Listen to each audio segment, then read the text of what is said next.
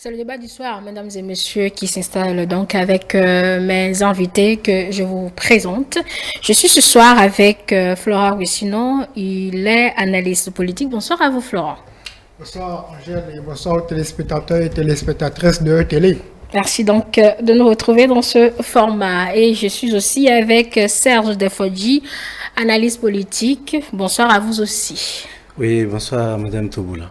Merci de votre présence dans ce studio. Deux sujets nous rassemblent un peu comme tous les soirs sur le débat de 120 minutes à Actu Soir. Dans l'actualité, mesdames et messieurs, ce 6 mai, il y a cette décision de la Cour constitutionnelle au sujet d'une requête d'un citoyen concernant les articles 92 et 93 du Code électoral. Dans sa décision rendue publique ce jour, la Cour constitutionnelle a déclaré la requête irrecevable en évoquant l'autorité de choses jugées. L'article 93 parle essentiellement des copies des feuilles des procès verbaux à donner aux représentants de partis politiques, article que conteste surtout l'opposition puisqu'elle estime que cela ne garantit pas la transparence, merci, la transparence du processus électoral. La Cour constitutionnelle, droite dans ses bottes, a évoqué l'autorité de choses jugées. J'ai bien envie de vous demander, Florent Wissino, puisque vous êtes analyste politique, quel autre article a contesté cette fois-ci, puisque bon, c'est chaque fois son article dans ce code électoral? Non, vous savez, en matière d'activité politique au Bénin, nous sommes en présence de situations qui est susceptible de tous les retournements. Et le code électoral est une loi électorale dont certains articles, notamment les articles sur le parrainage, sont sujets à beaucoup de polémiques dans le landerneau politique. Donc il faut attendre à ce que les récriminations continuent de s'enfler par rapport à d'autres articles, notamment, comme je vous l'ai dit, la question du parrainage qui n'est toujours pas réglée. La question des pourcentages, on parle de 10%. Réglée dans le test électoral. Oui, réglé dans le test électoral, mais il se fait que dans la société, dans certains membres de la société civile trouvent que ce sont des dispositions chrysogènes qu'il faut vraiment, autour desquelles il faut recueillir le consensus national. Donc il faut s'attendre à ce que ces questions-là reviennent encore dans l'actualité politique les jours et mois à venir. Pendant que nous évoluons vers les élections générales de 2026. Voilà, Serge Defodji, la Cour constitutionnelle n'a pas dit plus puisqu'elle a déjà jugé le test électoral conforme à la Constitution. On revient encore à la case de départ. N'a-t-on pas perdu du temps toujours sur ce test électoral depuis qu'il a été voté? Perdu du temps, je ne dirais pas cela. Mais je vais dire, est-ce que l'opportunité, je vais peut-être questionner l'opportunité de pareil recours, puisque lorsque une loi est votée, il y a un temps imparti pour le recours. Donc il y a un temps de recours légal. Donc excédant ce temps, je crois que on ne viserait pas forcément un résultat, parce qu'en droit, on ne fait pas de l'incantation. C'est le respect des tests qui est de mise. Et en matière de respect des tests, je crois que c'est ce que les sages de la Cour ont justement fait. Il faut le reconnaître, ils ont motivé leur irrecevabilité par l'autorité de la chose déjà jugée. Et qu'est-ce qu'on entend par là? Ce n'est pas de l'incantation, comme je le disais tantôt. L'autorité de la chose jugée, c'est un principe de droit en vertu duquel une situation qui a déjà connu une décision devant une juridiction, une décision reconnue définitive, on dit que cette même situation ne peut plus faire objet de remise en cause devant une nouvelle juridiction. Donc, c'est écrit noir sur blanc et c'est tellement compréhensible. Je crois que les sages de la Cour n'ont rien fait d'extraordinaire. Ils ont essayé juste d'appliquer ce que les textes disent en la matière. Et en l'espèce, c'est que la loi est passée sous scanner. La loi est passée par le processus de constitutionnalité. Et elle a été déclarée conforme à la Constitution. Et ceci en tous ses articles, y compris les articles mis en cause actuellement dans leur requête. Donc, je pense que il y a effectivement l'autorité de la chose jugée. Et c'est ce qu'a rendu comme décision la Cour constitutionnelle. Alors, dans les récentes communications de l'opposition, on a entendu le cas de concertation dire, Florent Ruissinon, qu'il s'est déporté vers la Sénat, qui a soulevé comme préoccupation l'application difficile de cet article. Mais dans la décision rendue, on a lu que Requi, la Sénat, n'a pas fait d'observation. Est-ce à dire à un moment donné que l'opposition, je ne vais pas dire a inventé cette possibilité où la Sénat s'est retrouvée dans son contexte normal d'appliquer les tests électoraux. Non, en fait, il faut savoir faire la distinction entre les échanges entre particuliers et les échanges entre les institutions. Quand si la Cour en est arrivée à dire que la Sénat n'a pas porté de plainte ou n'a pas fait d'observation quant à la difficulté d'appliquer les articles 92 et 93, je pense qu'il faut faire foi à ce que les sages ont dit et demander aux membres de l'opposition ou aux membres du cadre de concertation de l'opposition qui nous fournissent cette information, de pouvoir, comme l'a dit tout à l'heure Serge, motiver cette information, de pouvoir apporter les éléments matériels qui permettent effectivement de montrer que l'application des articles 92 et 93 en l'état, d'accord, mettra en difficulté et les élections ou le contentieux électoral. Encore que vous voyez, la décision rendue publique par la Cour constitutionnelle est une décision qui est sans recours et la Cour demande de l'appliquer avec diligence. C'est-à-dire que nous sommes engagés déjà dans le processus électoral et la Cour demande même, fait injonction même aux institutions qui doivent s'occuper de l'organisation de ces élections-là, de pouvoir appliquer in extenso la loi telle qu'elle est. Donc, je pense que l'opposition doit maintenant prendre acte de ce que la Cour constitutionnelle a dit et s'armer davantage pour faire face aux difficultés qu'elle-même déjà programme pour les élections générales en 2026. C'est elle-même qui programme, en fait. J'aime bien cette formule. Florent Ruissinon, allez, l'opposition doit maintenant s'armer. Ce qu'on dit depuis, ce que beaucoup d'analystes politiques disent depuis l'adoption de ce test électoral, c'est des faut dire. Oui, je ne vais pas me soustraire de l'opinion révolue déjà sur la question. Je vais simplement dire que cette question appelle tous les partis politiques sans exception, qu'on soit de l'opposition ou de la mouvance. On doit s'armer pour affronter. On dit la loi, c'est la loi. Elle peut être due n'importe comment, mais on est censé la respecter. Donc, l'opposition, au lieu de faire dans le dilatoire, au lieu de trouver des problèmes au niveau de tous les articles, qu'ils comprennent que le principe démocratique voudrait qu'on respecte les tests réglementaires de notre nation. Eh bien, c'est une loi votée à l'Assemblée nationale qui prépare la constitutionnalité, le contrôle de constitutionnalité avant la promulgation, et à partir de ce moment, ça s'impose à tout le monde. Il ne servira à rien et il ne sera pas très démocratique de se poser à de pareilles lois, ne pas se préparer pour surmonter les difficultés éventuelles qui pourraient surgir.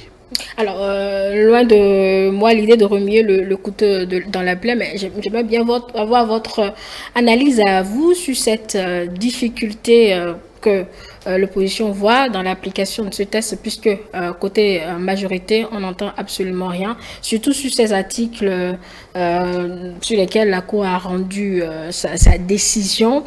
Quelle est cette complexité, ou est-ce que vous la voyez d'ailleurs, vous, en tant qu'analyste politique, voyez-vous une complexité dans l'application de ces deux articles? Le dit directement non, ça peut être mal interprété. Sinon, je lui dis, vous êtes en face d'une loi qui présente peut-être selon vous des difficultés d'application. Mais est-ce à dire qu'il n'y a aucun moyen de résoudre ou bien de pallier à ces difficultés? C'est là que je note un peu que les gens n'ont pas forcément la volonté de s'y conformer. Alors que nous réclamons, nous chantons tout le temps que nous sommes en démocratie. Je veux dire quoi, par exemple? On parle des bulletins qui ne vont pas suffire. Pour que tous les représentants aient copie. On parle de mais aujourd'hui, nous sommes à l'ère du numérique. Okay? Et même tous nos documents, on a de facilité à faire copier rapidement, à les transformer en PDF. Et la Cour, je veux dire, il n'est pas interdit, par exemple, pour un représentant du bureau de vote de flasher les résultats issus de ce bureau de vote-là. Et donc, si c'est un moyen, mais pourquoi dire ici et maintenant qu'il faille systématiquement régler? Et si ça ne se règle pas, c'est ce que je disais tantôt en disant que la loi, c'est la loi, elle peut être dure. Donc, je pense que le problème ne se pose vraiment pas. Si on a un peu de volonté et on n'a pas envie de rester trop dans la manipulation, on pourrait comprendre et se conformer à la chose. Se préparer, même s'armer. Quand tout à l'heure vous me demandez si l'opposition doit s'armer, j'ai dit ce n'est pas que l'opposition, c'est tous les partis politiques. Moi, je ne vois pas de couleur. Parce que la loi ne sera pas appliquée différemment aux partis politiques. C'est la loi qui est appliquée aux partis qui se réclament de la mouvance présidentielle. C'est la même loi qui sera aussi appliquée aux partis qui se réclament de l'opposition. Et donc, devant la loi, nous sommes tous égaux. Devant la loi, les partis sont égaux. Et donc, moi, je ne lance pas un appel simplement à l'endroit de l'opposition. Je pense que c'est toute la classe politique. Je vais parler surtout des partis régulièrement constitués, de faire en sorte pour pallier à cette éventuelle difficulté dans l'application de cette loi qui s'observe. Il faut rappeler que les photos ont été rejetées au contentieux dernier, donc pas sûr qu'avec le numérique qui permet de manipuler beaucoup de choses, pas sûr que ça soit accepté en contentieux. C'est la publication sur les réseaux sociaux. D'accord. Mais en fait photo et garder sur soi comme preuve n'est pas refusé en droit béninois. Alors, il y a des preuves numériques que les gens acceptent un peu partout, encore que nous sommes en pleine propension du numérique et cela ne saurait être rejeté. Alors Florent, sinon, dans la droite ligne de cette même question, si, un peu comme les autres formations politiques, l'opposition arrivait à être présente dans tous les bureaux postes de vote, de toutes les manières qu'elle juge possible, est-ce que cet article posait réellement problème selon vous? Non, mais c'est là où il y a la difficulté.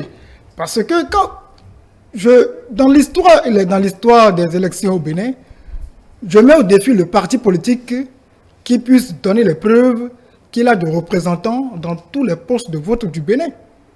Ouais, dans tous les postes de vote du Bénin. Bah si, à entendre le député Ordana Ladachi, la dernière fois, il a dit que son parti s'est assuré d'être présent dans tous les postes de vote. Oui, mais à quelle élection? À quelle élection? À quelle élection? Parce que nous avons commencé le regroupement de partis à intérêt national, de partis à envergure nationale, tout récemment avec la charte des partis politiques. Donc, la difficulté en réalité, c'est pour l'opposition. Déjà en 2023, c'est une expérience. Oui, une expérience. Donc, ça fait, on prend acte. Mais quand on est parti de la mouvance présidentielle, bon, on peut avoir les moyens. Même l'opposition. On peut avoir les moyens. Même les démocrates également ont les moyens. On peut avoir les moyens pour avoir des représentants partout dans le pays. Et avec l'achat des partis politiques, le financement public des partis politiques, c'est normal qu'on ait des représentants dans tous les partis, dans tous les postes de vote. Mais, vous voyez, ce dont l'opposition a peur, c'est de pouvoir justifier de certaines anomalies dans les bureaux de vote. Parce que, vous voyez, les documents électoraux sont des documents très précieux qui entrent dans ligne de compte dans le contentieux électoral. Alors, maintenant, lorsque dans un poste de vote, dans un bureau de vote, le représentant de l'opposition, le représentant de parti politique n'arrive pas à justifier matériellement d'une anomalie, est-ce que la version numérique du document électoral qui peut être photographié ou photocopié ou dont on peut avoir copié de façon numérique, est-ce que cette version numérique la fait foi? C'est là le problème. Si cette version numérique la fait foi, là on comprend que l'opposition ou les partis politiques dans leur ensemble n'ont pas à s'inquiéter. Donc il revient à la Sénat qui est à l'exécution, de pouvoir bien éclairer la lanterne des partis politiques par rapport à l'acceptation de documents numériques, ou bien il revient aussi au juge du contentieux électoral de pouvoir fortifier, de pouvoir mettre en confiance les partis politiques sur la recevabilité des documents numériques qui seront issus des élections de 2026. Il n'y a pas que cette option. Récemment sur le plateau, notre consultant politique suggérait par exemple de commettre des huissiers pour pouvoir assermenter plus ou moins le procès verbal par exemple qui sera affiché dans le bureau de vote. Ça reste également une option à explorer peut-être. Oui, pourquoi pas.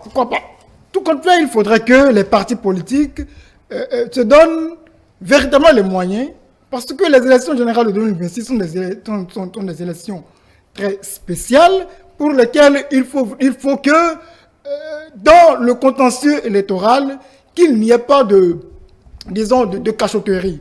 Il faudrait que les preuves matérielles qui seront présentées soient des preuves qui participent de l'avancée de la justice et qui participent aussi de la paix et du bon déroulement du processus avec un issue qui sera un aboutissement qui sera favorable pour le pays. Reste à espérer qu'il n'y ait plus de recours, jusqu'à ce que les élections se tiennent, Serge Defaudier, pour ne pas encore se heurter à l'autorité de la chose jugée concernant ce code électoral.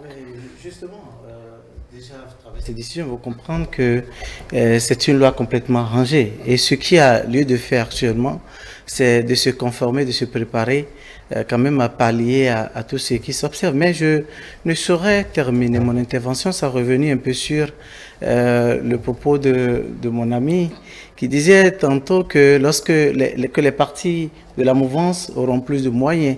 Moi, je ne suis pas forcément d'accord avec cette appréciation, parce que lorsqu'on parle du financement des partis politiques aujourd'hui, ce n'est pas que les partis de la mouvance qui ont bénéficié de cet état des choses, de cette disposition-là. Nous avons 4 partis aujourd'hui qui bénéficient du financement des partis politiques, notamment les démocrates, la FCBE, le BIER et l'UP Le Renouveau. 4. Ça veut dire, et 2 partis parmi les 4 se réclament de la mouvance présidentielle et 2 autres se réclament de l'opposition. C'est-à-dire que ces financements-là, ce n'est pas pour qu'ils servent à autre chose. C'est pour quand même le fonctionnement du parti et aussi de ses activités politiques. Et parmi les activités politiques, il y a cela. Et quoi de plus important dans la vie d'un parti qu'une élection? Et donc, si un parti qui se veut responsable, un parti qui envisage diriger une nation, c'est-à-dire le candidat issu de ce parti-là, que le candidat puisse devenir président de la République ou avoir la majorité, je crois qu'ils se donneront les moyens d'avoir des représentants dans toutes les circonscriptions. Maintenant, pour son dernier point où il évoquait que nous parlons que quelle foi nous pouvons faire de ces documents numériques. Je me demanderais aussi quelle fois nous pouvons faire aussi des documents, des feuillets qu'on distribue, parce que la première page va à la Sénat, et ce sont les autres. Maintenant, on peut aussi, c'est dit que si on ne fait pas foi à un document numérique qui est réglementaire, aujourd'hui on est en République du Bénin où lorsque vous présentez un document numérique, on l'accepte dans les institutions. Donc si on l'accepte, je crois que ces deux documents-là auront les mêmes valeurs. C'est mieux de ne pas s'aventurer sur ce terrain parce qu'on ne sait pas ce que le contentieux dira. Ça reste une option. Je suis juste en train de montrer juste les limites de ce qu'il a évoqué pour dire que on peut, maintenant, lorsque vous êtes en face d'une situation où vous n'avez que cette solution-là, vous allez dire non, vous ne le ferez pas. Utilisez ceci pour qu'en son temps, vous pourriez, on pourra quand même passer à tous les contrôles qu'il faut pour certifier de son authenticité. Mais déjà, moi, c'est ce que je pense. Il faudra que tous les partis, moi, je ne veux pas qu'on fasse un débat de l'opposition de la mouvance. On parle d'un cas, d'une loi qui s'impose à tous les Béninois, qui s'impose à tous les partis politiques. Alors là, il faudrait que tout ce que nous disions aille à l'endroit véritablement de tous les partis politiques qui s'en servent pour ne pas tomber sur le coup de la loi. Je vous vois noter, Florent, sinon je ne sais pas si vous voulez réagir avant qu'on ne passe au second sujet.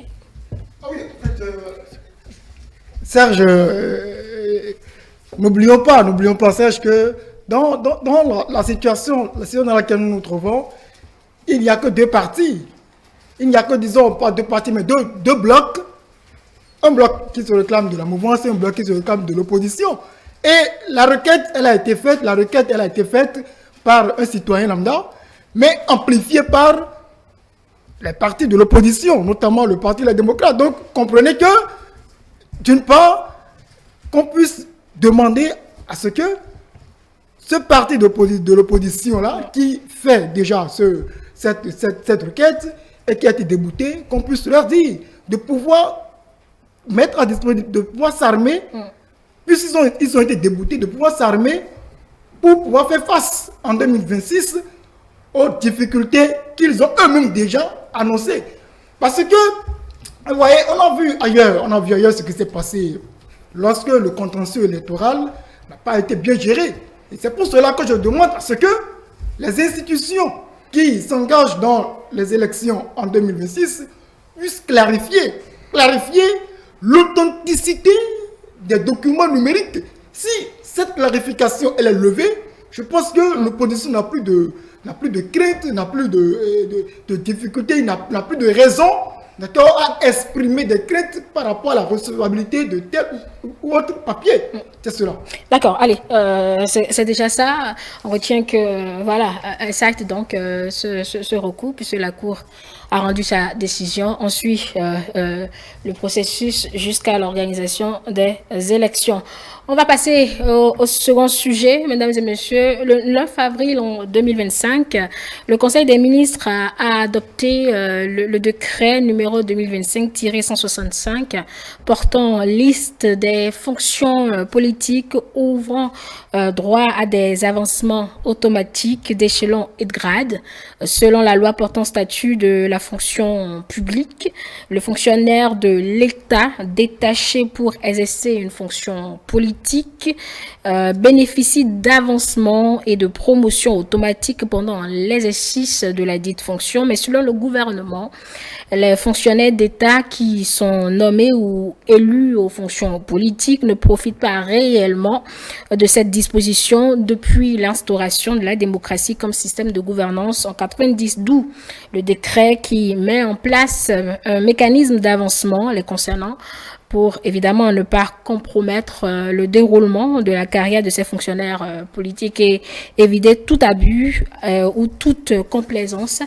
À leur égard, première question pour vous, Serge Defodji, injustice réparée? Honnêtement, c'est une justice réparée, bien entendu. Pendant longtemps, les gens sont appelés à servir au plus haut niveau. Je me dis, lorsque vous êtes appelé à de pareilles fonctions, c'est un sacrifice d'un autre niveau. Lorsque vous redescendez, vous trouvez toujours à la place à laquelle vous étiez. D'une manière ou d'une autre, ça peut faire objet de frustration. Donc, s'il y a un moyen, parce que la personne reste au service de l'État, donc ce n'est pas que la personne s'en va servir peut-être le privé et revenir vers le public. Donc tu es dans le système, mais l'État t'appelle pour te confier certaines responsabilités qui t'obligent à ne pas continuer ta fonction de départ.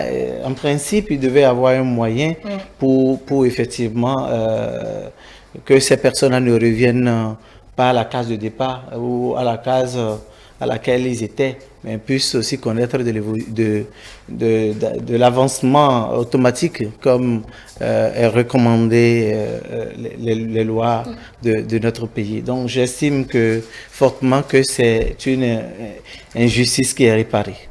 Oui, la même question pour vous, Florent Russino.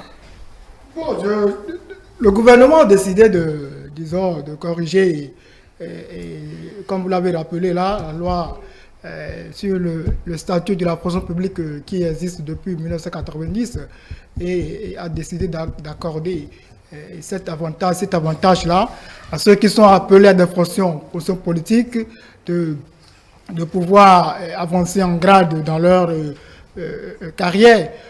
Bon, c'est salutaire de prendre une telle décision, mais moi je trouve que bon, c'est une sorte c'est une façon de bonifier encore non seulement le statut de fonctionnaire, mais aussi le statut d'autorité politique. Parce que quand vous voyez les postes qui ont été ciblés, ce sont des postes prestigieux de l'État. Des postes prestigieux de l'État qui ont été ciblés dans ce décret signé par le chef de l'État. Et alors, lorsqu'on demande à ce que l'autorité politique, d'accord, ait des grades, après avoir, quand il finit d'exercer son autorité politique, qu'il ait aussi des grades et des avancements dans sa carrière, mais l'incidence est où? Je pense que l'incidence, c'est sur le contribuable. Est-ce qu'on a pu analyser quelle serait l'incidence de cette décision-là sur le contribuable? En tant que fonctionnaire, écoutez, il a un que, salaire, donc c'est le contribuable. Oui, justement, quand on est fonctionnaire, on a un salaire. Mais vous n'allez pas me dire que le salaire que gagne le fonctionnaire n'est pas est égal du moins au salaire que gagne l'autorité politique. L'autorité politique, et quand vous voyez les postes qui sont ciblés, je vous ai dit, ce sont des postes prestigieux.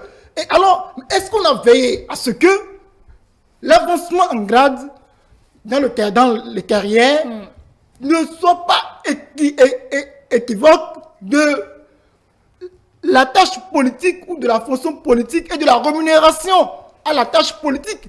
Parce que si on jugule les deux et que le citoyen, il a été ministre de la République, il avait un salaire, et lorsqu'il retourne à son poste initial, et qu'on lui fait cet avancement-là en grade, cet avancement-là dans sa carrière, mais est-ce qu'on a veillé à ce qu'il y ait tout au moins l'équilibre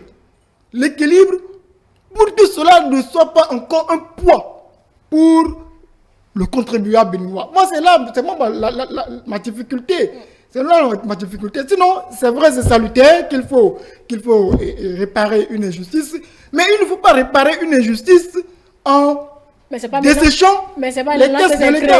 C'est pas maintenant que c'est créé. Oui, c'est pas maintenant que c'est créé. Vous avez dit que c'est une réparation d'une injustice. D'accord, une réparation d'une injustice, mais est-ce que cette réparation-là tient compte, d'accord, du poids financier de l'État?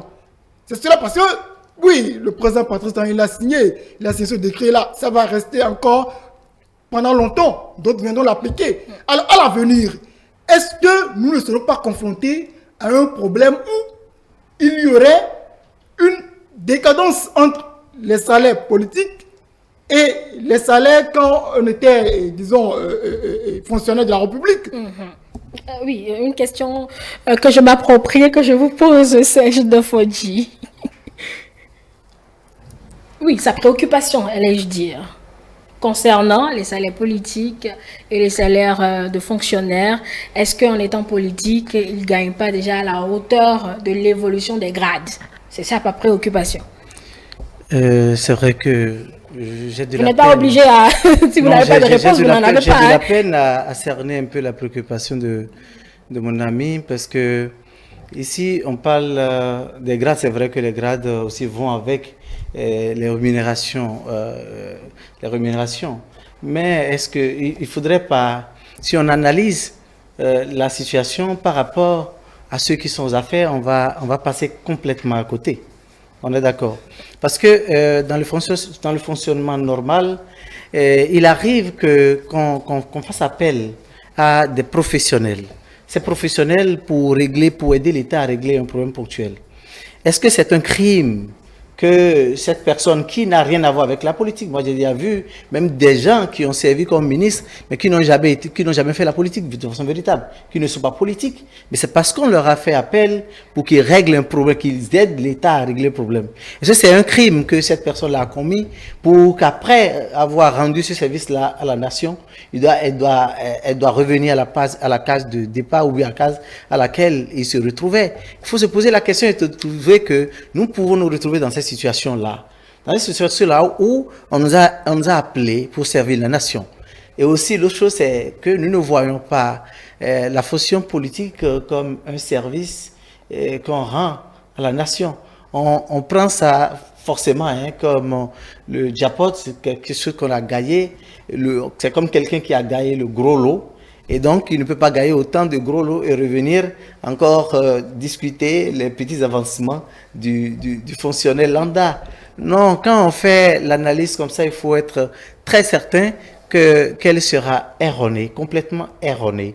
Parce que là, il s'agit d'un citoyen lambda qui a opté pour servir la nation qui est rentrée dans la fonction publique. Cette personne-là a été appelée à une autre fonction politique.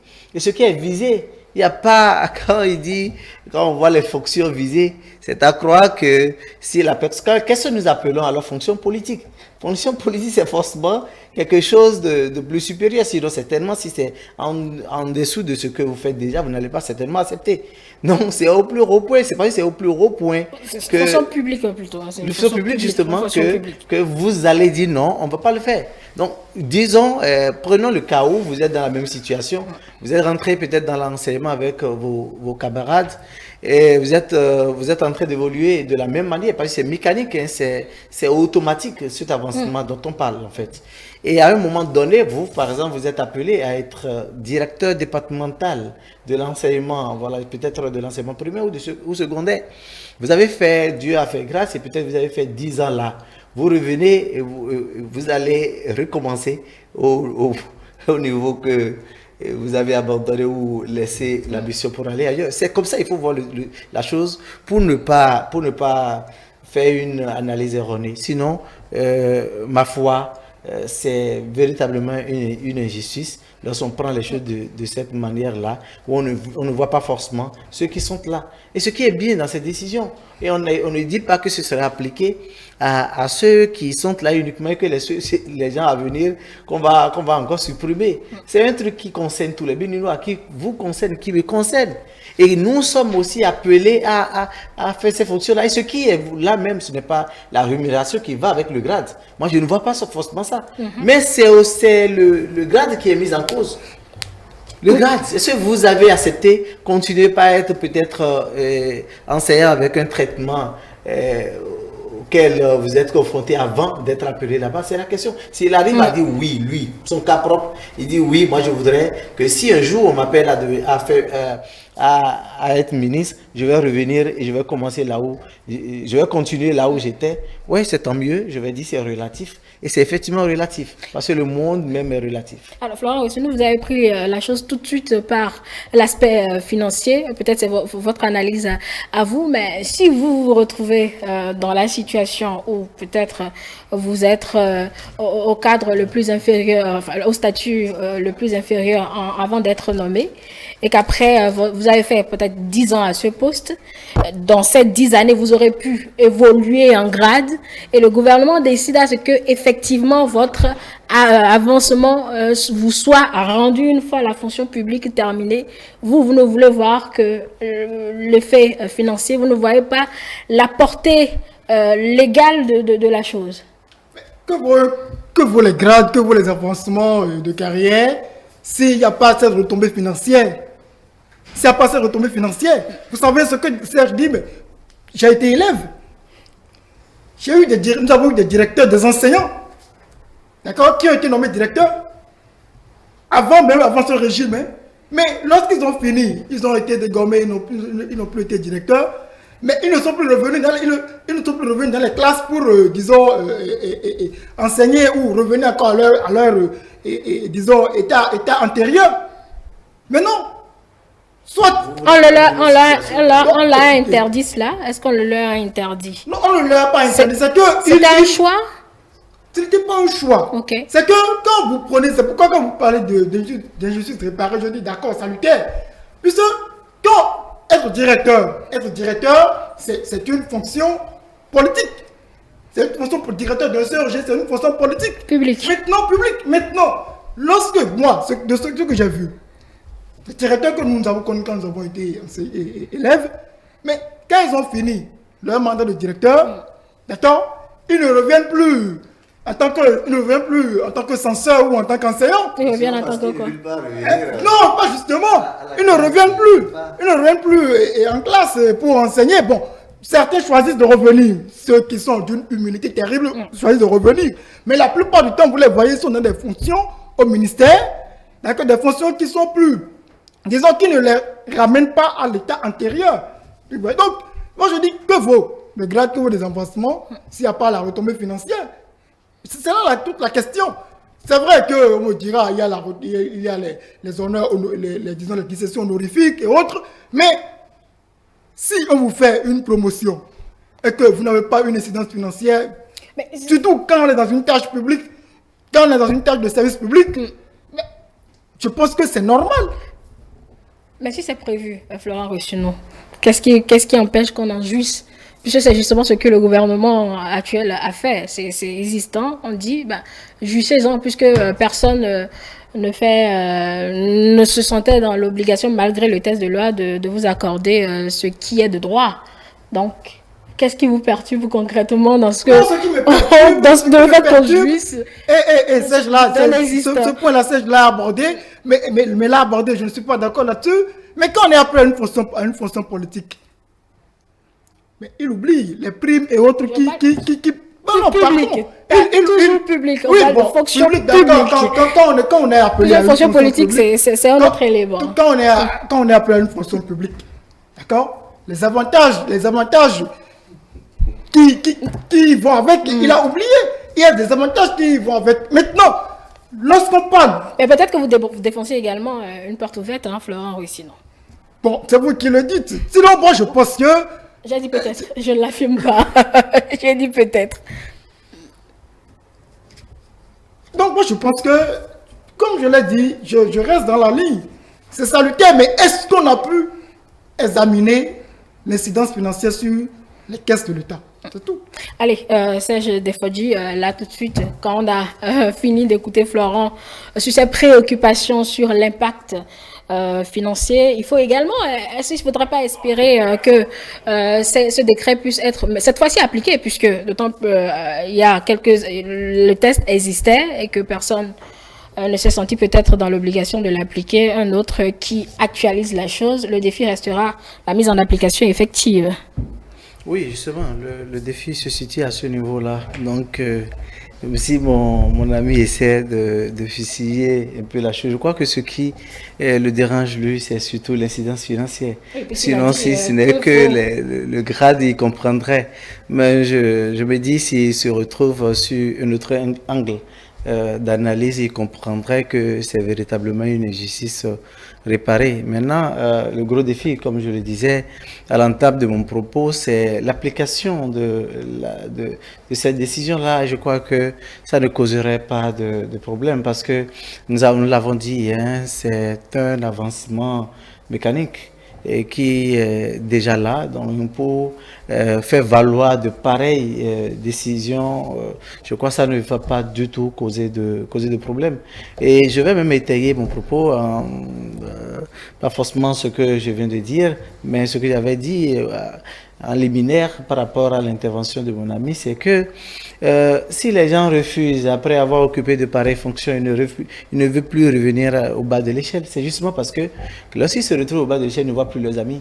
tout le monde est déjà très loin. On n'a plus forcément de la facilité à revenir. Mais avec ce type de disposition, c'est sûr que celui qui a de la passion pour son métier, il peut encore retourner à ses fonctions de départ, c'est ma foi. Et je continue pas à le dire, je persiste et je signe, c'est une injustice réparée. Veiller à l'application réelle cette fois-ci, Florent, aussi, non?